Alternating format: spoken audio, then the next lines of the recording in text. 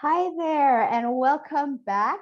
Happy New Year to all of you. I hope that you all had some time off, or at the least had some time to slow down and take some good care of yourselves these last few weeks. It is indeed the first week of the new year, and chances are, whether you like it or not, you are thinking about New Year's resolutions. Even if you're not interested in having one, I bet it's on your mind. Because let's face it, that's what the talk is all about this time of year. It's all about the New Year's resolution. Well, let me tell you my feeling about it. I think New Year's resolutions suck. First, let me ask you this. How many of you have ever had a New Year's resolution? I'm going to guess that all of you at some point in time have. Now, I wonder how many of you have actually kept your New Year's resolution? Now, before you go on feeling bad about yourself, let me share that only 8% of people keep their New Year's resolutions. That means 92% of people do not. So if you fall into that category, don't feel bad, because I did too, back when I did keep resolutions. But as much as I don't love resolutions, I have to say that I do love a fresh start. I love the newness of new things, like new running shoes, new journals and spiral notebooks, new toothbrushes. There's something about a fresh start that feels, well, fresh, and there's a certain energy in that. So how can we capitalize on that energy without falling into the trap of a New Year's resolution? Well, there are some lessons that we have learned in habit change that could help. Now, I want to remind you that this guidance that I'm about to offer, as always, is data-driven and evidence-based. As always, my guidance is based on data. And I share that because this guidance is going to go against your tendencies. It's going to go against your knee-jerk reaction to change. But I'm telling you, our tendencies and knee-jerk reactions are ineffective. Remember, 92%. So here's the evidence. Tip 1. My first tip is start small. I know you are all excited, fresh slate and all, and you want to do everything. Floss every night, follow your optimal skincare regimen, meditate, exercise, and of course, lose 10 pounds. You are not alone. But when you try and do too much at once, you are setting yourself up for failure. Besides, remind yourself that small steps amount to big change. For example, you may think that 1 or 2 pounds per week is not enough weight loss, but think about it, and I have said it before. 2 pounds per week equals 8 pounds per month equals 20 pounds every quarter.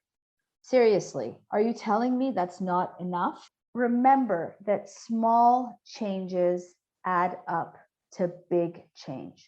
And also start small in terms of the things that you wish to change. So consider making a list of all the things in which you choose to tackle: the flossing, the meditating, the exercising, the journaling, all the things, and then choose the thing you wish to tackle first. And give yourself time to truly commit and to settle into that practice and that habit. I don't recommend that you go on to the second thing on your list until you have really cemented that first habit into your lifestyle. Remember, the goal is to make durable, lasting change, not quick and undurable or ineffective change. You don't want to start flossing in January and then by February be done with it. That does you no good. So if you want to make flossing, meditating, exercising, journaling a regular part of your life, start small and be consistent, because that is far more important than being big and fast, because big flames fizzle. Tip 2, You don't have to be perfect in order to be effective. Can you say that out loud with me? I don't care if you're listening to this podcast at the gym or while you're at work or while you're on a walk at a park and people are nearby listening to you. Say it with me. You don't have to be perfect in order to be effective. So let's stick to the flossing example. What happens if you miss a day or 2 or 3? Are you condemned to rotting teeth and a life of dentures? No, you just pick right up where you left off. It's the same with healthy eating or exercise or anything else for that matter. Common scenario. So you go about your routine, your new habit change, and you quote, slip up on a Friday. And then you say to yourself, well, I screwed up anyway, so X, Y, and Z. And usually that means you completely fall off the wagon. No, you did not screw up because you indulged in that one meal. You did not screw up because you slept through that one workout or missed that one night of flossing. You do not need to be perfect in order to be effective. And it is not so much that quote slip up that matters. It is the moment after. What happens in the moment after? What do you do in that moment after?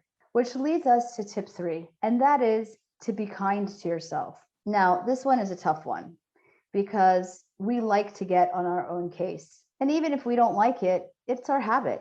It's our habit to badger ourselves, to talk down to ourselves, or to try and motivate ourselves through shame or bullying. Brene Brown, who many of you may know, if you don't, look her up, she's phenomenal, says, you can't shame your way into change. You can't shame your way into change. And I want to add to that, you cannot bully yourself into change either. This is not just the nice thing to do, being kind to yourself. It is the effective thing to do. Consider the example we started, the one in which you skipped a night of flossing or overindulged that one Friday night or slept through a workout.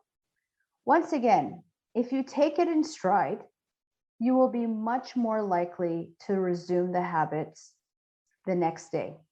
But if you catastrophize it, which is our tendency as humans, if you speak badly to yourself, tell yourself you ruined it, you fell off the wagon, you screwed up, yada, yada, yada, well, you know the drill. You're going to quit. Catastrophizing, negative speaking, negative thinking, negative labeling results in sabotage. So trust me, be kind to yourself. It's much nicer and it's much more effective. Last tip, and maybe this should have been the first. Dare to imagine your greatness and dare to imagine your potential.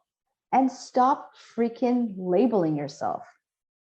I often ask patients in the office, what would you do if you had unlimited time or money and no barriers existed?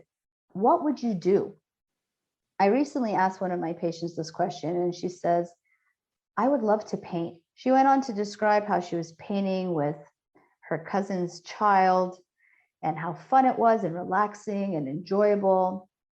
And then she says, but I'm not good at painting. And I was like, what does that even mean?